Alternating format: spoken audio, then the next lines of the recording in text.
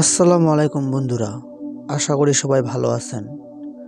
আল কুরআনে সমুদ্র প্রযুক্তি বিষয়ে বিজ্ঞান কি বলে তা এই ভিডিওতে দেখানো হবে। আল কুরআনে আল্লাহ তাআলা ঘোষণা করেন তিনি পাশাপাশি দুই দরিয়া প্রবাহিত করেছেন, উভয়ের মাঝখানে রয়েছে অন্তরাল যা তারা কখনো অতিক্রম করতে পারে না। সূরা আর রহমান আয়াত 19-20। আরবি ভাষায় বারজাক শব্দটির অর্থ হচ্ছে একটি প্রতিবন্ধক বা বিভাজন। এই বিভাজন কোনো শারীরিক বিভাজন নয়। আরবি শব্দ মারজা এর আক্ষরিক অর্থ হচ্ছে যে তারা উভয়ে একত্রে মিশে একাকার হয়ে যায়। প্রথম যুগের আল কুরআনের তাফসির কারকরা দুরকমের পানির দুইটি বিপরীত অর্থে ব্যাখ্যা করতে অসমর্থন ছিলেন। উদাহরণস্বরূপ, তাদের মধ্যে প্রতিবন্ধক থাকা সত্ত্বেও তারা একত্রে মিশে একাকার হয়ে যায়, অথচ একই সময়ে উভয়ের মাঝে রয়েছে প্রতিবন্ধক। বর্তমানে বিজ্ঞান উদ্ঘাটন করেছে যে দুটি ভিন্ন সমুদ্রে একত্রে মিলিত হয়, সেখানে উভয়ের মধ্যে একটি প্রতিবন্ধক দুটি সমুদ্রকে বিভক্ত করে। ফলে প্রত্যেক সমুদ্রের নিজস্ব তাপমাত্রা, লবণাক্ত এবং ঘনত্ব বজায় রাখে। সমুদ্র সম্পদ ও সমুদ্র প্রযুক্তি বিষয়ক বিশেষজ্ঞদের এই আয়াতটি ব্যাখ্যা করার এখনই উভয়ের সুযোগ। দুটি সমুদ্রের মাঝে অদৃশ্য ঢালু পানির প্রতিবন্ধক রয়েছে, যার মধ্যে রয়েছে এক সমুদ্রের পানি অন্য সমুদ্রে প্রবেশ করে।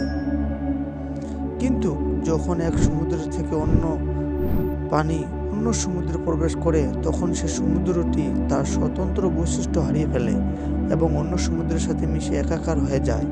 এভাবে এই প্রতিবন্ধকটি দুই ধরনের পানির মধ্যে পরিবর্তনমূলক একীভূতকারী বন্ধনী হিসাবে কাজ করে। এ বিষয়ে আল কুরআনে ঘোষণা করেন তিনি দুই সমুদ্রের মাঝখানে অন্তরায় রেখেছেন। সূরা আন নামল আয়াত 61। এই প্রতিবন্ধক জিব্রাল্টারে ভূমধ্যসাগর ও আন্টার্কটিক মহাসাগরের মিলনস্থল সহ আরও কয়েক জায়গায় দেখা যায়। কিন্তু আল কুরআন যখন মিষ্টি পানি ও লবণাক্ত পানির মধ্যে বিভক্তকারীর সম্পর্কে কথা বলে, তখন ওই প্রতিবন্ধকের সাথে একটি নিবৃত্তিকার বাধাদানকারী বিভাজনের বিদ্যমানও বলে। আল কুরআনে আল্লাহ তাআলা আরও ঘোষণা করেন তিনি সমান্তরালে দুই সমুদ্রে প্রবাহিত করেছেন, এটি মিষ্টি, তৃষ্ণা নিবারক ও এটি লোনা, বিষাদ। উভয়ের মাঝখানে রেখেছেন একটি অন্তরাল, একটি দুর্ভেদ আড়াল। আল ফুরকান আয়াত 53। আধুনিক বিজ্ঞান উদ্ঘাটন করেছে যে নদীর মোহনায় যেখানে স্বাদ পানি ও লবণাক্ত পানি মিলিত হয়, সে অবস্থানটি যেখানে দুটি লবণাক্ত পানির সমুদ্রিত মিলিত হয় তা থেকে কিছুটা ভিন্ন হয়। নদীর মোহনায় যা মিঠা পানিকে লবণাক্ত পানি থেকে পৃথক করে, তা হচ্ছে দুই ধরনের পানিকে বিচ্ছিন্নভাবে ঘনত্ব পৃথককারী একটি স্থান। এই বিভাজন স্থান পৃথকের স্থান। এক প্রকার লবণাক্ত আছে যা মিঠা ও লবণাক্ত উভয়ে থেকেই ভিন্ন। মিশরের নীলনদ যেখানে ভূমধ্যসাগরের সাথে মিলিত হয়, সেই স্থান সহ আরও অনেক স্থানে এ ধরনের বিভাজন দৃশ্য দেখা যায়। সমুদ্রের গভীরে অন্ধকার। অধ্যাপক দুর্গাও রায়, বিশ্ববিখ্যাত অভিজ্ঞ সামুদ্রিক ভূতত্ত্ববিদ এবং জোরদার কিং আব্দুল আজিজ ইউনিভার্সিটি এর অধ্যাপক, তাকে নিম্নের আয়াতের উপর অভিমত প্রকাশ করতে বলা হয়েছে।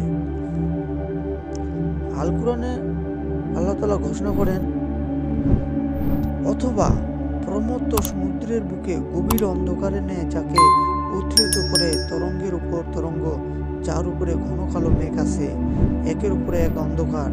যখন সে তার হাত বের করে, তখন সে তাকে একেবারে দেখতে পায় না। আল্লাহ যাকে আলো দেন না, তার কোনো আলো নেই। সূরা আন-নূর আয়াত 40।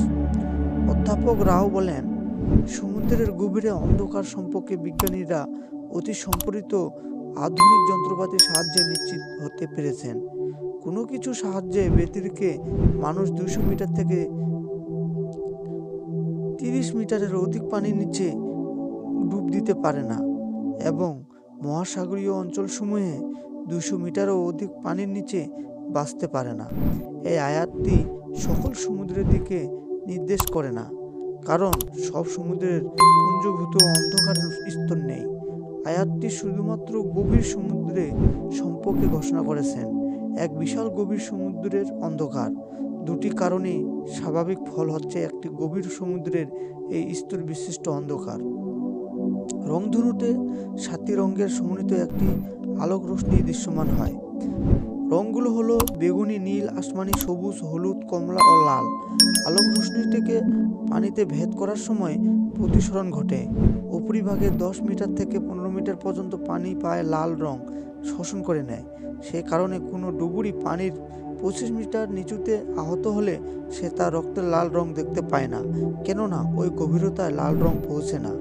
এককভাবে কমলা রং 30 মিটার থেকে 25 মিটারের মধ্যে, হলুদ রং 50 থেকে 100 মিটারের মধ্যে, সবুজ রং 100 থেকে 200 মিটারের মধ্যে এবং সর্বশেষ আসমানি রং 200 মিটার এবং বেগুনি ও নীল রং 200 মিটারের অধিক দূরত্ব অতিক্রমের পর শোষিত হয়।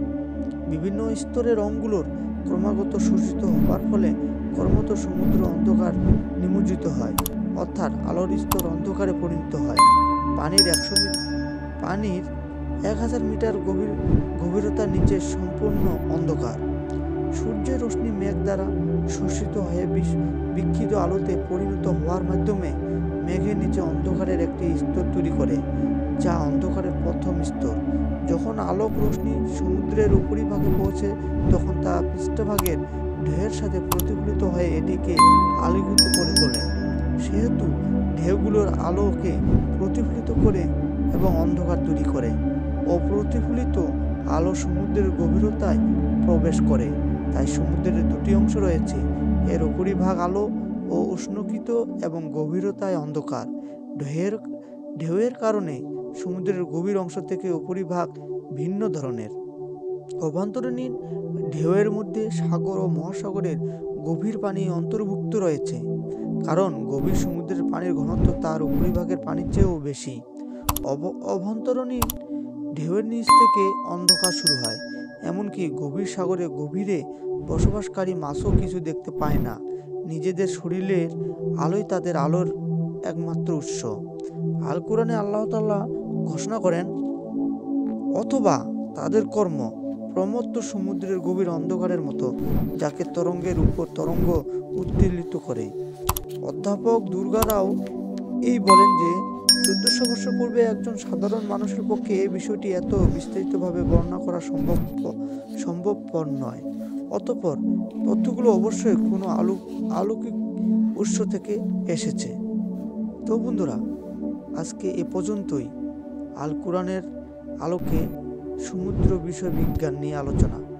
যদি কোনো ভুলভ্রান্তি হয়ে থাকে তাহলে বন্ধুরা আপনারা নিজ গুণে ক্ষমা করে দিয়েন, এবং ভিডিওটি ভালো লাগলে অবশ্যই চ্যানেলটির পাশে থাকবেন। আর নতুন কোনো ভিডিও আসার আগ পর্যন্ত